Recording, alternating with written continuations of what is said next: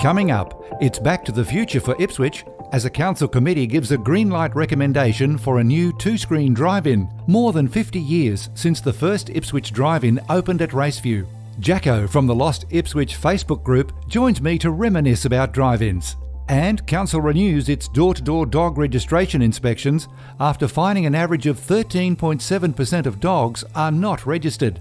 It's Sunday, September 13, 2020, and I'm Alan Roebuck.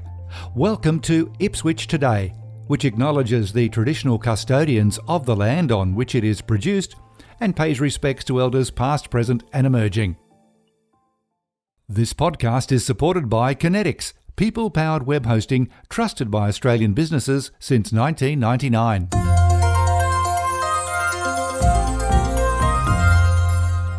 If you grew up in the 60s, 70s and 80s, you already know what a fun night can be had at the drive-in movies. Almost consigned to history, there are now only 2 working drive-ins in southeast Queensland. Changing technology and consumer tastes hit the old drive-in business hard. But it seems something old can be new again. And if Council gives the tick to a committee recommendation at its meeting on September 24, then Leader Holdings, owner of Riverlink, can go ahead and build a new 2-screen drive-in on vacant land between the old rail workshops and the Bremer River. From Council's Growth, Infrastructure and Waste Committee meeting held on September 10, Development Planning Manager Brett Davey explained the location and proposal. So this piece of land is in behind the railway workshops, RACQ site, Leary Street, North Ipswich against the river. It's for the purposes of some recreation uses and entertainment uses. That includes a drive-in theatre with a couple of screens, some entertainment uses, putt-putt, mini golf, rock climbing, some basketball courts and some other play areas, including a private park and a twilight cinema. So it is being developed with an intention of having private recreation use. In terms of land use, it's a good use of the land. It's flood affected in some parts. It's in behind a precinct that's adjacent to a shopping centre. So from our perspective as a land use, it's a good outcome. In terms of the highlights there of issues, the primary issues relate to heritage. So there's a former railway line that runs through the site, the My High line, which needs to be protected. So we've got some conditions in the approval about that. And the site is subject to our planning for the Stage 6 Brassel Bikeway, and we've preserved that corridor through the site. Deputy Mayor Marnie Doyle raised the preservation of a corridor for the Brassel Bikeway extension. I just have a quick question, Mr Davey. Given the importance of the Stage 6 Brassel Bikeway to not only the cyclists within Ipswich, it's critical to the overall connectivity of Ipswich Central, Ipswich CBD. So are you satisfied with the conditions imposed on the application, that it will give council sufficient powers and authority? Yes, those powers and authorities are for full disclosure connected to the development approval. So there is an opportunity for development not to proceed on the site, and then we will have to make our own arrangements to access that land for the bikeway. So that's just something to keep in the back of your mind. Mm-hmm. Brett Davey also highlighted the zoning of the site. It's got an unusual zoning. It's kind of a mix of potential for residential but also potential for other uses. There was a precinct around here that was almost given a bespoke zoning because of the presence of the railway workshops, the museum precinct and then areas around it. Previously, pre the latest flood mapping, more of this land was flood free, so it was intended to be more residential, but this use mix is consistent with the current zoning. Mayor Teresa Harding also commented on the proposal. It looks like a terrific development. It's obviously adjoining Riverlink. It's I think it's tremendous. The parks look great. The drive-ins, I think it's a great family-friendly activity and entertainment area in Ipswich. And it still allows for the bikeway. The report received the full support of all councillors present. Councillor Paul Tully left the room while the item was discussed and voted on, owing to a declaration of interest. Greg Lyons is better known as Jacko around town and runs the Lost Ipswich Facebook page. Thanks for joining us, Jacko. Yeah, thanks, Al. Through your pages, you've heard some stories about the old Starline drive-in at Raceview. What can you tell us? Mate, we get lots of stories. I can tell you, I suppose, let's look at the history of the Star Line first. It was on the corner of Whitehill and Cascade Street in Racefield. Now, I'm led to believe it opened up in May of 1959 as a single screen, and it had a capacity of 300 cars. Now, we're talking cars side by side with the old, you'd pull up with the post and you'd lift the old speaker off and you'd throw it on the window and you'd turn it up and watch the movie. So 300 cars in that size was a pretty good area. So, yeah, unfortunately it did close in 1996 and it was demolished in 1997. However, the screen stayed there for a long time. It was eventually, the land was purchased for the use of an estate, and it was turned into a retirement village. And that screen stayed there for a long time, so it was a great reminder. But look, Al, lots of funny stories, and for those of us in years, and yourself included, you always had that little funny story of how you got into a drive-in. Yes. or drive-ins is such a wonderful place, and unfortunately, people today, the entertainment factor isn't there to go and to want to go to a drive-in all the time, and that's what we did as kids when we were younger. Look, I'm going to put my hand up. I've snuck into a drive-in in the boot of a car, as I'm sure you might have, Al. Well, it wasn't that difficult in Townsville, where I did most of my drive-in viewing, because one of them would just say it was so many dollars per car for as many people as you could fit in. So it kind of negated the need for people to hide in the boot. Yeah. Well, one of the funniest stories, although it's not Ipswich, but I went to a drive-in. I went with my sister on a holiday to see her friends in Mount Isa. When we pulled up the drive-in, I'm used to a drive-in where you drive in and you're looking out the front. But they reversed in. I'm looking at the candy bar, projectionist complex. I'm thinking, how do you watch it? He said, no. He said, everyone up here, you pull the seats out and you sit out in front of the car. Because it's so hot, Jacko. Yeah, exactly.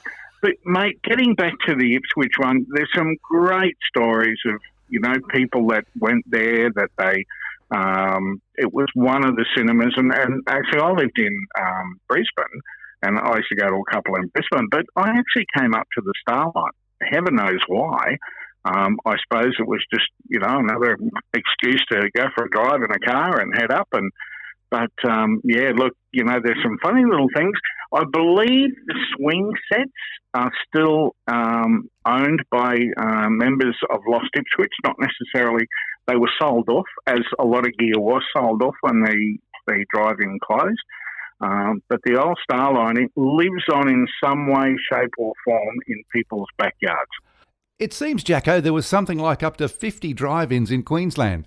But I do remember growing up in the 70s and 80s that on the north side, as I was then, before moving to North Queensland, that there was an incredible amount of interest in going to the drive-in on a weekly and sometimes twice-weekly basis. It was the entertainment. You did it. Back in those days, there was no computers, no computer games, no pinball parlours were out there and pool halls, and we had a few of those throughout Ipswich.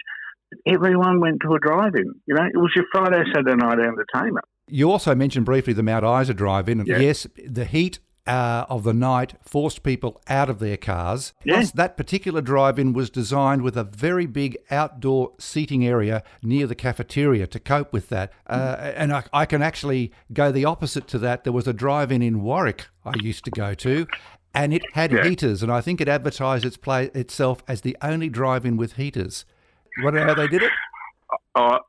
In the speaker? Well, you put the speaker in, plus you also put a black hose in, and it blew in hot air. Oh, no. No, serious. That's true. True. Yes. Oh, incredible. Lost Ipswich, and the good thing about Lost Ipswich is, we've got close to 24,000 members, and it's everyone's got a different story or an experience from whatever topic we put up. And I was just reading on where there was a motoring redhead movie on one night, as they call it. So someone had decided to pour 10 litres of sump oil on the road just outside the exit gate. Now, that would have been interesting. And I don't know about you, but, you know, I went to a Bathurst once and actually got a speeding fine after it because you get worked up. You get all revved excited. Yeah, and so you can imagine all these cars coming, you know, they went to see a redhead movie and come out and all of a sudden, you know, oh, beauty, hit the sump oil.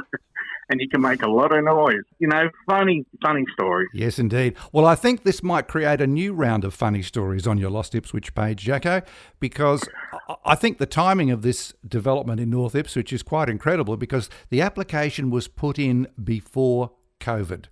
So it's not in response to COVID. And I think the stars are going to align for the developer.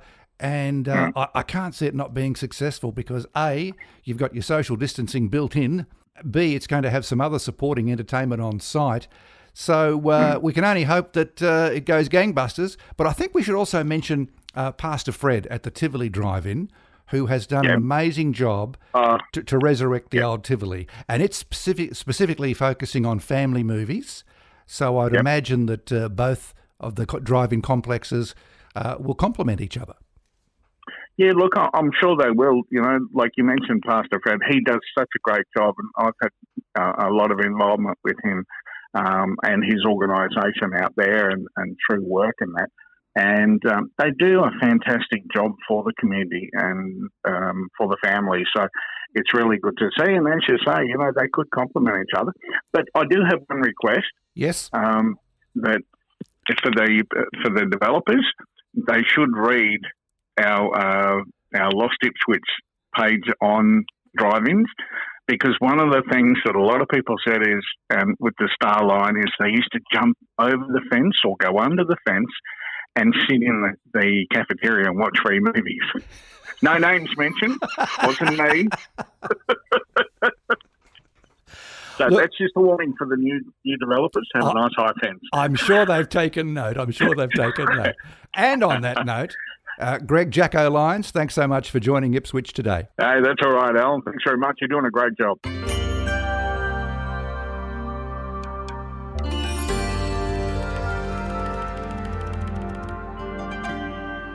Owners of unregistered dogs, beware.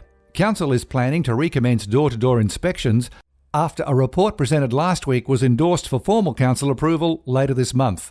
In the 2019-2020 inspection program, almost 14% of dogs were found to be not registered across the 6 suburbs inspected. Animal Management Operations Manager John Pukalis gave an overview of the report. Currently, officers can seek permission from occupiers of properties to go in and look for dogs.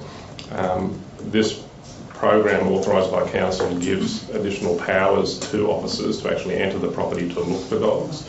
So it's only restricted to the surrounding yard, etc., not residents, as in the house or anything like that. Yep. But it allows officers to go from door to door and see if there's any dogs on the property and then check our records to see if those dogs are registered. A total of 246 dogs were later registered after last year's inspections and 65 fines issued for dog registration offences. The suburbs of Basin Pocket, Brookwater, Bundamba, East Ipswich, Eastern Heights and Newtown were inspected, making for a total of 2,664 houses door-knocked. The suburb with the highest percentage of unregistered dogs was Basin Pocket. The full report can be found on Council's website. Look for the shortcut link in the podcast notes.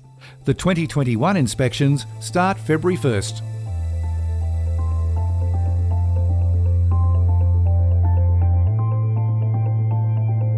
Ipswich Today is supported by Kinetics, people-powered web hosting trusted by Australian businesses since 1999.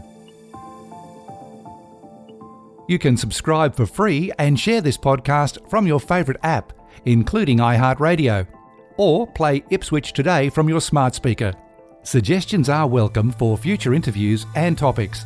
Just go to the Ipswich Today website or Facebook page and leave a message. Music is supplied by Purple Planet Music. This is Alan Roebuck. Thanks for listening.